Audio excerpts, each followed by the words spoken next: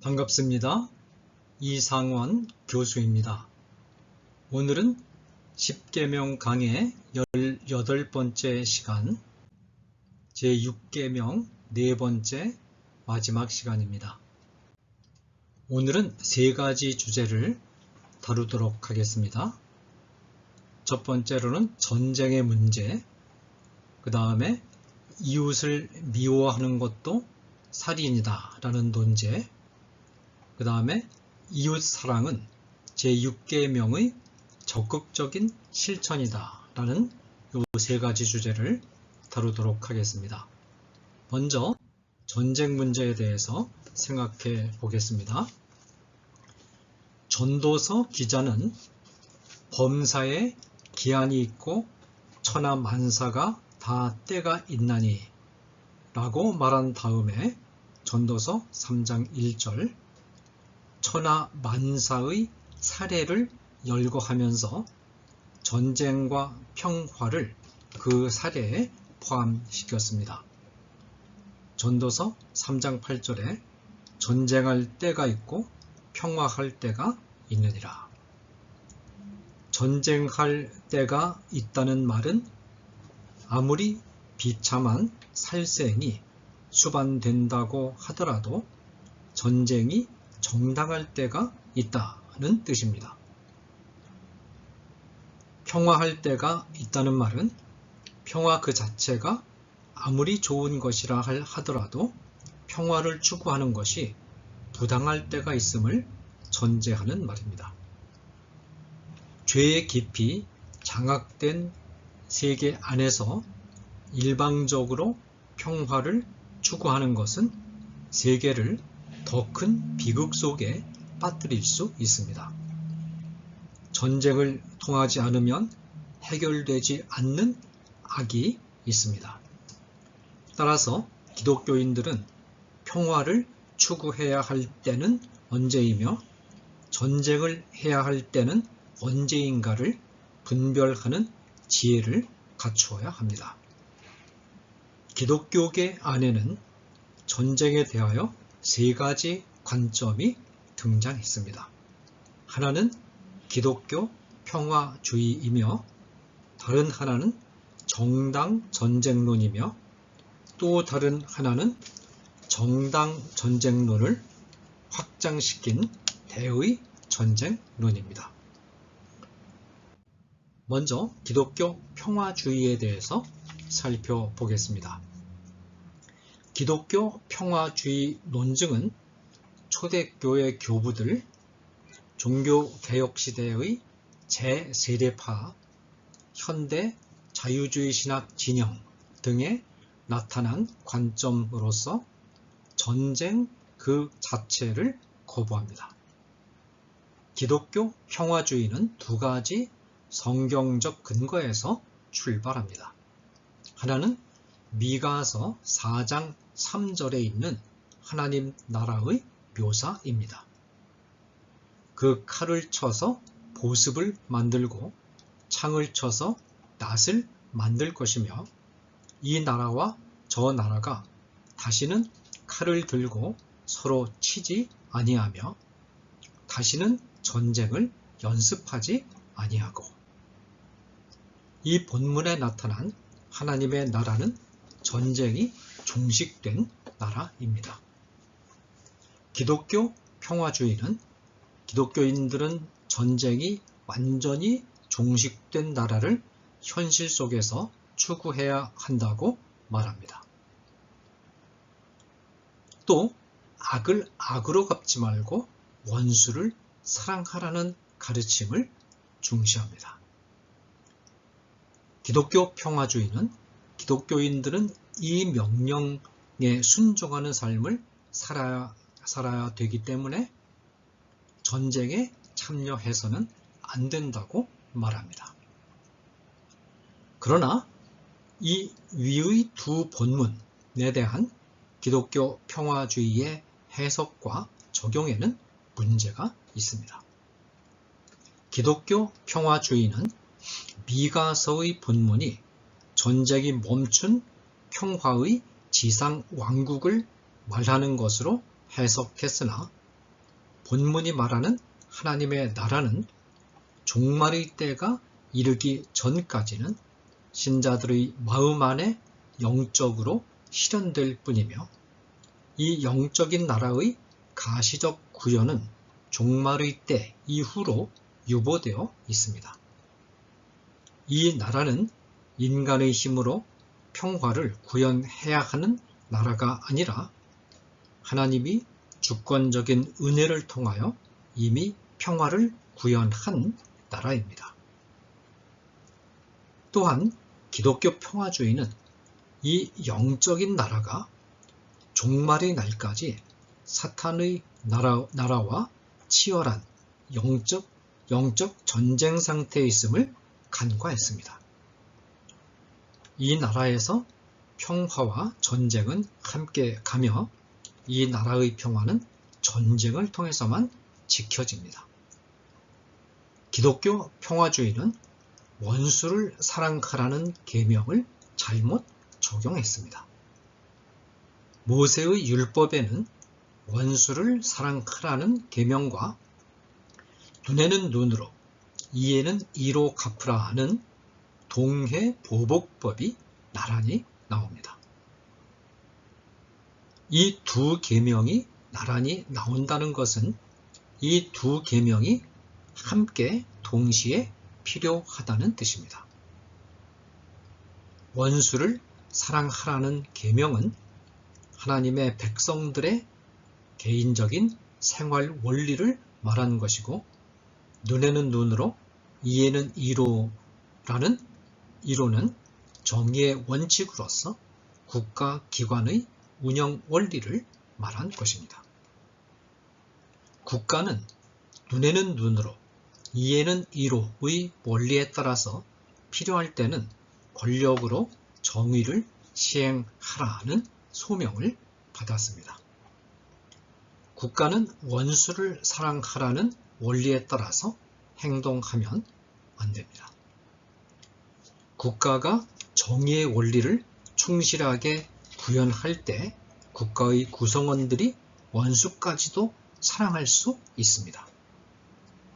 국가가 타국으로부터 부당하게 무력으로 공격을 받을 때 무력으로 국가를 방어하여 만들어진 구조적 환경 안에서 국민이 원수까지도 사랑할 수 있습니다. 전쟁은 개인이 수행하는 일이 아니라 국가에 위임된 일입니다. 초대교회 교부들은 대부분 기독교 평화주의를 지지했는데, 그 이유는 이들이 국가의 소명을 생각했던 것이 아니라 기독교인 개인과 교회의 소명을 생각했기 때문입니다. 초대교회 시대의 신학자들의 관심은 개인 윤리와 교회 윤리의 차원에 머물렀고, 국가 윤리 문제까지 생각할 겨를이 없었습니다. 기독교 평화주의는 좋은 의도에도 불구하고 역사 안에서 실질적인 열매를 거두지 못했습니다. 초대 교부들의 기독교 평화주의는 기독교인들과 교회에 대한 잔인한 박해를 멈추는 일에 아무런 힘도 발휘하지 못했습니다. 기독교인들과 교회의 박해를 중단시킨 것은 콘스탄틴 대제의 정치적 결정이었습니다. 칸트 이후에 등장하는 계몽주의의 평화로운 세계 건설의 시도, 그리고 19세기에서 20세기를 아우르는 신학적 자유주의는 너무나 무력해서 1차 및 2차 세계대전을 막는 일에 아무런 손도 쓸 수 없었습니다. 2차 대전을 실질적으로 종식시키고 세계 평화를 가져온 것은 패튼의 전차 군단이었습니다. 전쟁이 요구될 때 적극적으로 응하고자 하는 의지가 없는 공상적이고 이념적인 평화는 열매는 없고 잎만 무성한 나무 내용입니다. 그 다음에 정당 전쟁론에 대해서 말씀드리겠습니다. 어거스틴, 아퀴나스, 루터와 칼빈, 그리고 개혁주의 전통에 속한 신학자 대부분은 죄에 장악된 현 세계 안에서는 전쟁이 아니면 해결될 수 없는 현실이 있다는 사실에 의견을 같이 했습니다. 정당 전쟁론은 몇 가지 조건 안에서 전쟁을 정당화합니다. 정당 전쟁론은 기독교인을 포함한 교회의 소명과 국가의 소명이 다르다는 전제로부터 출발합니다. 우리가 유념해야 할 점은 교회와 국가 모두 죄가 편말해 있는 현재의 세상 안에서 죄의 세력에 대항하여 싸우는 전쟁에서 벗어날 수 없다는 것입니다. 기독교인과 기독교인 개인과 교회가 평화를 추구한다는 말은 전쟁으로부터 해방되었다는 뜻이 아닙니다. 현실 속에 있는 교회는 전쟁에서 벗어날 수 없기 때문에 지상의 교회는 전투적 교회라고 명명됩니다. 소명에 있어서 교회와 국가의 차이는 전쟁의 양상과 전쟁에서 사용되는 무기에 있습니다. 교회가 수행하는 전쟁은 공중의 권세 잡은 자인 사탄의 세력에 대항해서 전개되는 영적인 전쟁이며, 이 전쟁에 동원되는 무기는 기도를 통하여 행사되는 성령의 권능과 설교를 통하여 행사되는 말씀의 권능입니다. 반면에 국가가 수행하는 전쟁은 내부적으로는 시민들의 범법 행위에 대항하여 싸우며, 외부적으로는 영토를 침탈하고 국민의 생명을 위협하는 타 국가의 군사적 공격에 대항해서 싸웁니다. 이 전쟁에서 국내적으로는 경찰권이 포함된 법적 강제력이 사용되며, 국외적으로는 군사력이 사용됩니다. 국민의 생명을 타 국가의 부당한 침략으로부터 보호하는 것은 국가에 주어진 소명입니다. 이와 동시에 부당한 방법으로 국경선을 침범하고 변경시키고자 하는 타국의 시도에 대항해서 국경선을 수호함으로써 영토를 보존하기 위해서 방어전을 수행하는 것도 국가에게 주어진 고유한 과제입니다. 사도행전 17장 26절은 하나님이 거주의 경계를 정하셨다고 말하고 있는데, 이 말의 의미는 한 국가의 국경선은 하나님이 정하신 것이라는 뜻입니다. 국경선을 하나님이 정하셨다는 말은 하나님이 인정하실 만한 정당한 이유 없이 국경선을 침범하는 행위는 하나님이 세우신 질서를 파괴하는 행위이며, 따라서 이에 대응해서 방어 전쟁을 수행하는 것은 성경적으로 볼 때 정당하다는 뜻입니다. 방어 전쟁이라 할지라도 전쟁은 끔찍한 대량 살상과 파괴를 수반하는 극히 위험한 일이기 때문에 기독교 윤리는 몇 가지 전제 조건이 충족되는 것을 조건으로 방어 전쟁의 정당성을 인정했습니다. 기독교 윤리학자들이 제시한 전제 조건들은 다음과 같습니다.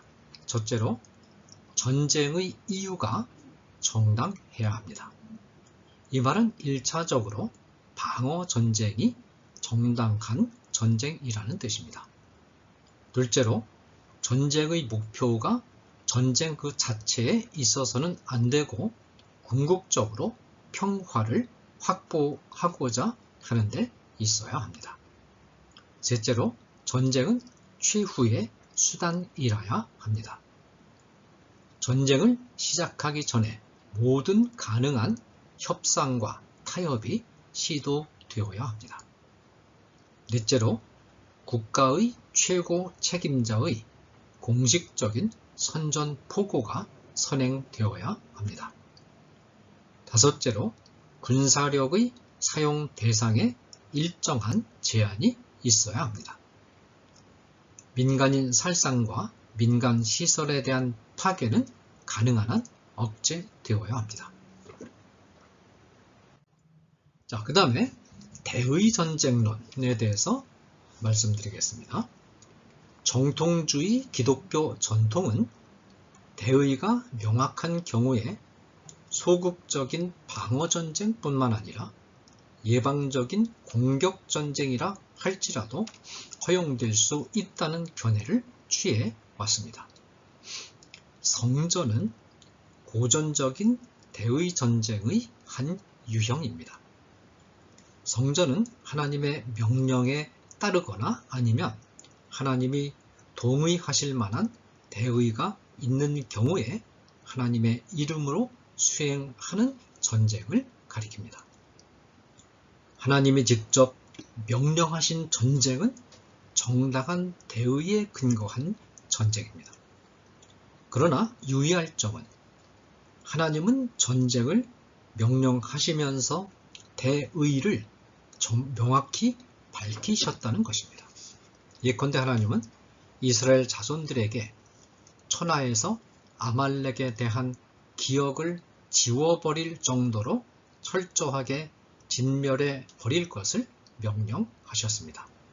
그 이유는 아말렉 족속이 출애굽 여정 중 장기간 행군에 지친 이스라엘 자손의 행렬의 맨 뒷부분에 처져 있는 약한 자들을 치는 비겁한 방법으로 전쟁을 수행했기 때문입니다.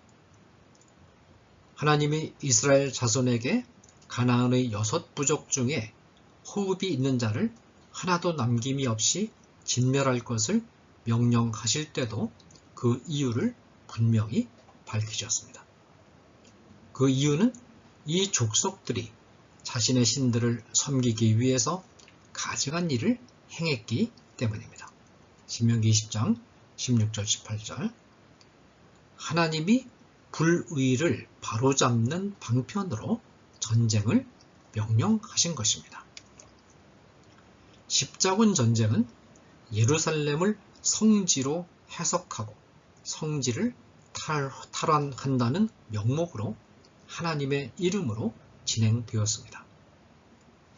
구약시대에는 예루살렘이 장차오실 예수님과 예수님이 이룩하실 구속사건에 대한 예표로서의 존재 의미를 지니고 있었으나 예수님이 구속사건을 성취하신 이후에는 상징으로서의 의미가 중단되었고 또한 주 70년에 예루살렘이 멸망당하여 성지로서의 의미도 상실했습니다.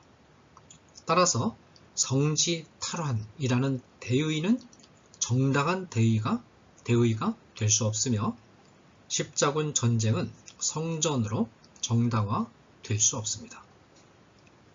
대의가 정당한 전쟁으로는 2차 대전에 미군이 참전한 것이나 한국전쟁에 유엔군이 참전한 사례를 들 수 있습니다. 미국의 자유주의 신학자들과 교회들은 독일군이 미국의 영토를 침범하지 않았음에도 불구하고 미국이 전쟁에 참여하는 것은 공격전쟁이라고 비판하면서 미국의 2차 대전 참전을 비판했습니다. 그러나 같은 자유주의 전통에 속한 신학자인 라인홀드 니버는 두 척의 여객선이 항해하는 도중에 한 척이 파손하여 승객들이 모두 익사할 위험에 처한다면 다른 한 배는 항해를 멈추고 바다에 빠진 승객들을 구조해서 같이 가야 한다라는 비유를 들면서 적극적으로 참전을 독려했습니다. 북한 정권이 정당한 이유 없이 국경선을 넘어 남한의 영토를 침탈한 것은 명백히 부당한 공격 전쟁입니다. 유엔 회원국들이 자기 나라의 국경이 침탈당하지 않았음에도 불구하고 한국 전쟁에 참전한 것은 정당한 대의 전쟁에 참여한 것입니다. 예방전쟁이 정당한 경우로는 1917년에 연합군에 대한 물자 지원 때문에 야기된 긴장 이외에는 실질적인 전쟁의 원인이 없었음에도 불구하고 독일에 대해서 전쟁을 선언했던 미국을 들 수 있고 1967년 아랍권이 단결하여 이스라엘을 침공하려고 준비하고 있을 때 위험을 감지한 이스라엘이 선제 공격을 가한 경우를 들 수 있습니다. 그 다음에 네 번째로 핵전쟁에 대해서 생각해 보겠습니다. 핵평화주의자들은 냉전시대의 핵무기 감축 협상이 실패한 원인은 협상에 임한 두 당사국이 모두 상대국을 의심하면서 먼저 핵무기 감축을 시도하지 않았기 때문이라고 보고 상대국의 핵무기 감축을 요구하기에 앞서서 먼저 핵무기를 감축하거나 폐기해서 진정성을 보이면 상대방도 의심을 풀고 핵무기를 감축 혹은 폐기할 것이라는 논증을 폈습니다. 그러나 어느 한쪽의 일방적인 핵무기 폐기는 오늘날의 국제사회 현실에서는 매우 위험한 발상입니다. 힘의 지배를 특징으로 하는 국제 정치의 속성상 한쪽의 일방적인 핵무기 감축이나 폐기는 결코 상대국의 핵의 감축이나 폐기를 가져올 수 없으며 오히려 핵무기를 가진 상대국에 의한 독재적 세계 지배를 초래하거나 국제 테러 집단에 핵무기를 안겨주는 심각한 결과를 초래하게 될 것입니다.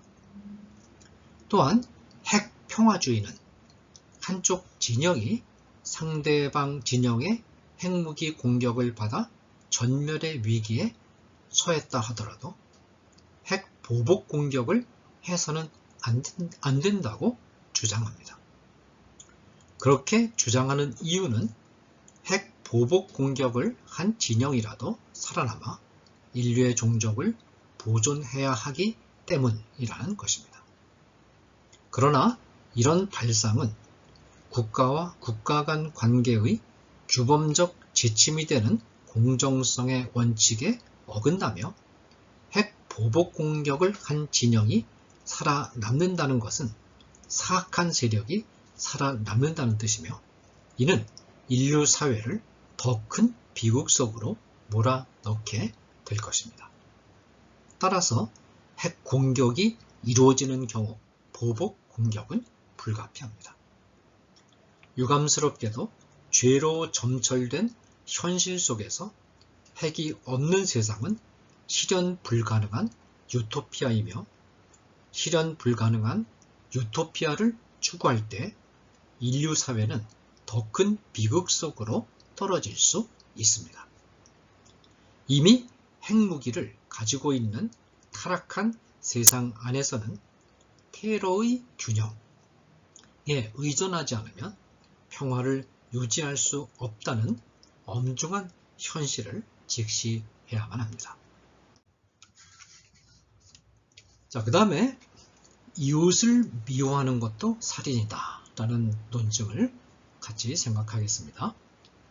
제6계명은 예수님에 이르러서 더욱더 철저하게 적용됩니다. 예수님은 직접으로든지 간접으로든지 사람을 죽이는 행동만이 제6계명을 범한 것이 아니고 형제를 미워하는 마음을 품으면 그것이 이미 마음으로 살인죄를 범하는 것임을 강조하심으로써 이 계명을 내적인 차원까지 확대하여 적용하셨습니다.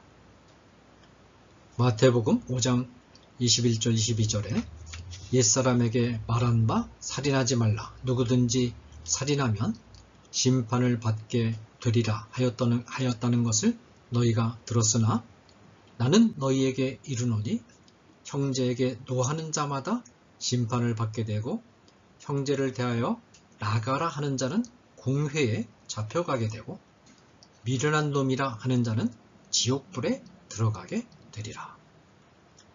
옛사람에게 말한 바 너희가 들었으나 라는 구절은 신구약 중간기 시대의 유대교 랍비들이 유대인들에게 제공한 율법 교육을 뜻합니다.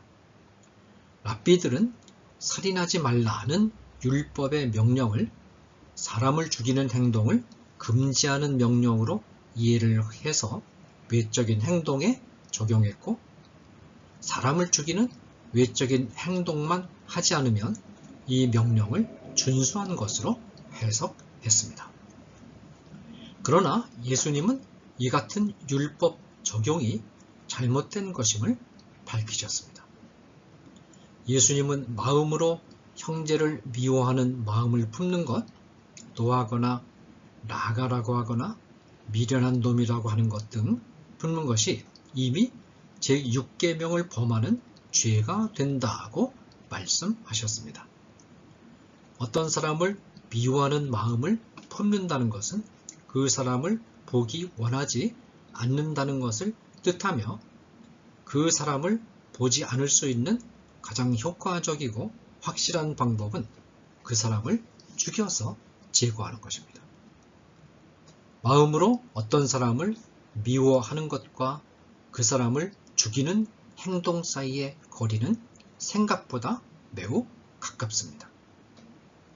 어떤 사람이 자기를 바라보는 눈빛이 기분이 나빴다든가 함께 술을 마시다가 상대방이 무심코 한 말 한마디가 기분을 상하게 하는 시발점이 되어 살인까지 연결되는 경우가 있습니다. 따라서 요한일서 3장 15절은 그 형제를 미워하는 자마다 살인하는 자라고 말합니다. 마지막으로 이웃사랑은 제6계명의 적극적인 실천이다 라는 논제를 생각하겠습니다. 우리는 사람을 죽이지 말라는 계명이 이웃을 사랑하라는 더 큰 계명을 실천하기 위한 아주 소극적인 방법에 불과하다는 사실을 깨달을 때 비로소 이 계명의 자리를 바르게 알게 됩니다. 사람을 죽이는 행동은 이웃을 향한 마음이 가장 냉랭하게 식었을 때 또한 인간의 마음이 가장 완악해졌을 때 나타나는 현상이며 제6계명은 이 때를 위한 규정입니다. 따라서 제6계명을 범했느냐의 여부를 따지는 상황에 빠져들기 이전에 그리고 마음속으로 형제를 미워하고 있는가를 따지기에 앞서서 아예 이웃을 사랑하는 마음으로 가득 차서 그 사랑을 실천하기 위하여 힘쓰는 것이 중요합니다. 그렇게 되면 구태여 제6계명이 필요 없게 됩니다. 감사합니다.